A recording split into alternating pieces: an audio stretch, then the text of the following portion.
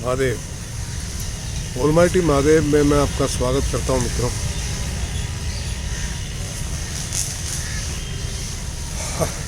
जो 3000 परिवार के सदस्य हैं उनका कोटि कोटि धन्यवाद। और जो बाकी लोगों ने जिन्होंने सब्सक्राइब नहीं किया है, प्लीज़ उनसे निवेदन है कि वो सब्सक्राइब करें, शेयर करें और कंट्रीब्यूट ज़रूर करें।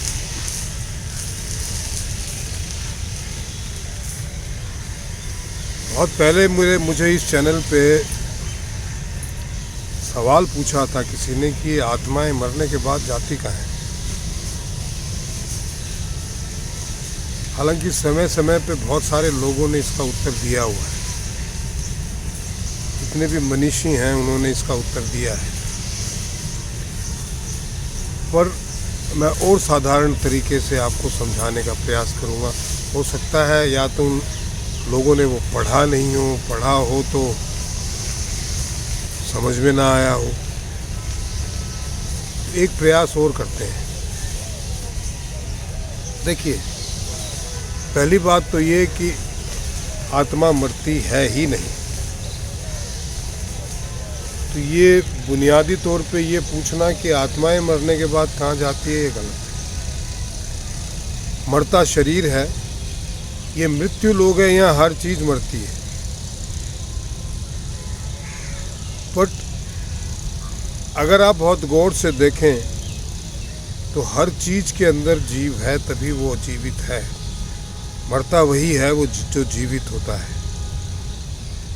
और जो जीवित होता है इसका मतलब उसमें जीव है। तो इस मृत्यु लोक में जो शरीर है वही मरता है, और जो भी जीव का शरीर मरता है उसकी आत्मा कभी नहीं मरती। वो हम ही हैं जो अलग अलग जीवों में, साइंस कहती है कि energy can not be killed, it can be diverted into other forms. हम उसे आत्मा कह लेते हैं। और रही बात जाने की, कहाँ जाती है आत्मा, तो ये इसको इस तरीके से आप समझिए कि आप बॉम्बे में हैं, आपका जन्म बॉम्बे में हुआ, आपका घर बॉम्बे में है, और आपको कोई काम सौंपा गया या आपने भ्रमण की इच्छा जाहिर की कि मैं भारत भ्रमण करना चाहता हूँ। उद्देश्य सिर्फ भ्रमण करके वापस बॉम्बे अपने घर पे आना होता है। करते क्या है, बॉम्बे से निकले और 5 मिनट के लिए आपकी ट्रेन जो है वो सूरत में रुकी। आपकी इच्छा हो गई, अरे अच्छा स्टेशन है, चाय पी लेते हैं। आप चाय पीने के लिए उतरे और ट्रेन निकल गई। अब आपको दूसरी ट्रेन का इंतज़ार करना पड़ेगा। वो हो सकता है 24 घंटे बाद आए, 48 घंटे बाद आए। उस समय करें क्या? चलो बाहर ही घूम लेते हैं सूरत। आप सूरत घूमने निकल गए, वहाँ पे कोई बंदा मिला, रे आप क्या करते हैं, आप क्या करते हैं, मैं ये करता हूँ, मैं वो, चलो यार मिलके धंधा ही शुरू कर लेते हैं। आप में तो बड़ा ज्ञान है, मेरे पास ये चीज़, आपके पास वो चीज़ है। चलो जी, आपने उससे बात की, 2 दिन के लिए अपना पोस्टपोन कर दिया टाइम, वहाँ धंधा करने लग गए। अब आपकी यात्रा भारत भ्रमण की थी, वो सूरत तक ही सिमट के रह गई। आप जिस उद्देश्य को लेके चले थे वो उद्देश्य अब परिपूर्ण नहीं हुआ। तो पुनः जैसे ही आपने ये काया छोड़ी, फिर आप ये प्रयास करेंगे, अरे अब तो मैं भ्रमण करके अपने घर जाना है। पर आप अपने कर्मों से बंध गए वहाँ पे। तो जब तक उन कर्मों से बाहर नहीं निकलोगे, आप सूरत से आगे न पीछे कहीं नहीं जा सकते। उनका लेखा जोखा करने के बाद ही आप अगले स्टेशन पे जा सकते हैं आप यात्री। तो हम इसी तरीके से अपने कर्मों में उलझ जाते हैं। हम ईश्वर से निकले हैं और ईश्वर में ही अंततो गत्वा उसमें ही विलीन होंगे जाके।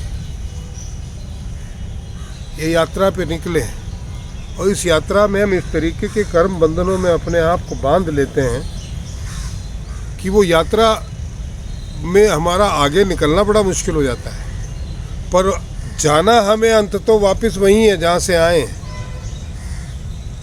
तो ये हम पे निर्भर करता है कि हम इस यात्रा को कितना जल्दी और कितना बिना किसी चीज़ को ढोए बंद कंप्लीट कर दें। तो उसी प्रकार से या जो हमारी आत्मा होती है, शरीर छोड़ने के बाद में वो ट्राई करती है कि मैं अगले डेस्टिनेशन पे चली जाऊं, जो उसका डेस्टिनेशन निर्धारित होता है। पर चूंकि कर्मों का बंधन इतना ज़्यादा होता है, वो यहीं पे अटकी रहती है धरती पे, और अपने उन कर्मों के बंधनों से मुक्त होने के लिए अगले जन्म का इंतज़ार करती है, और वो वैसी ग्रह परिस्थितियों के हिसाब से उसका जन्म होता है। अगर उन ग्रह परिस्थितियाँ जो है, ग्रह स्थितियाँ अगर 100 साल बाद आती तो 100 साल तक उसको ऐसे यहीं भटकना पड़ेगा। उसे ही प्रेत कहते हैं।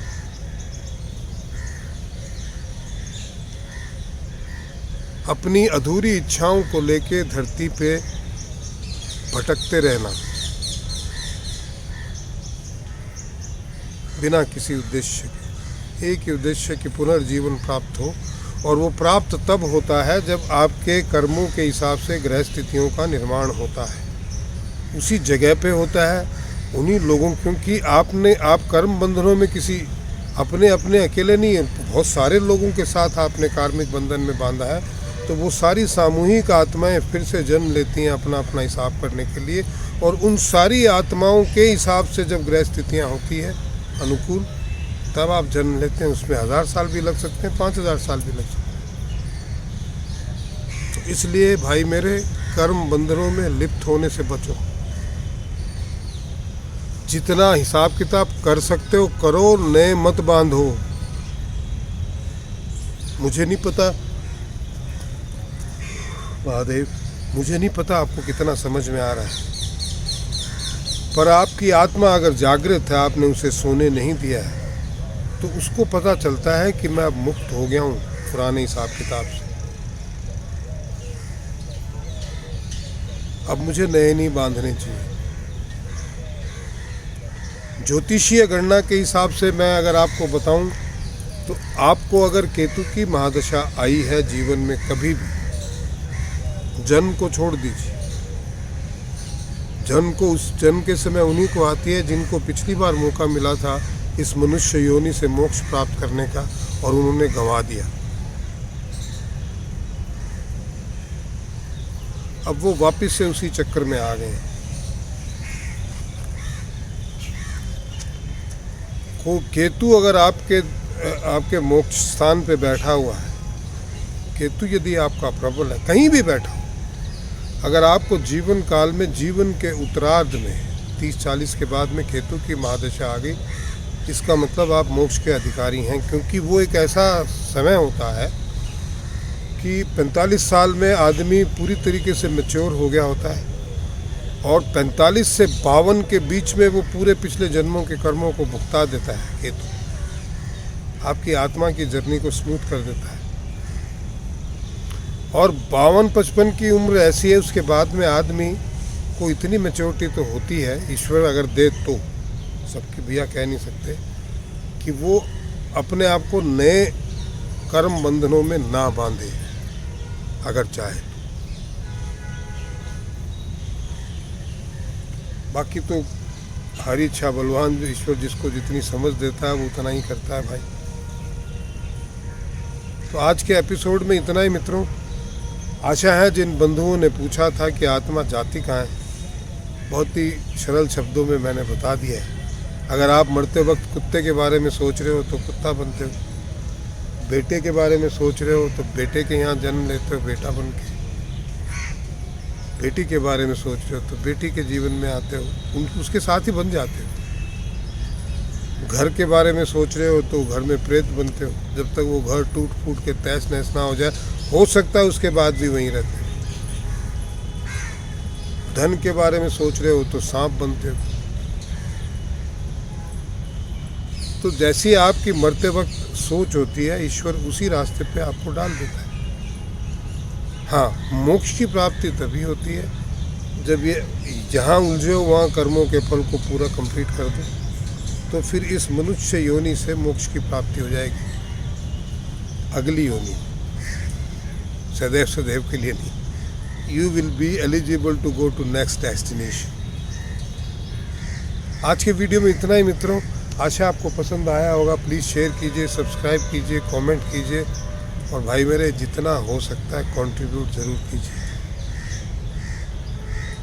याचना करना अच्छा लगता नहीं है, करनी पड़ती है। महादेव।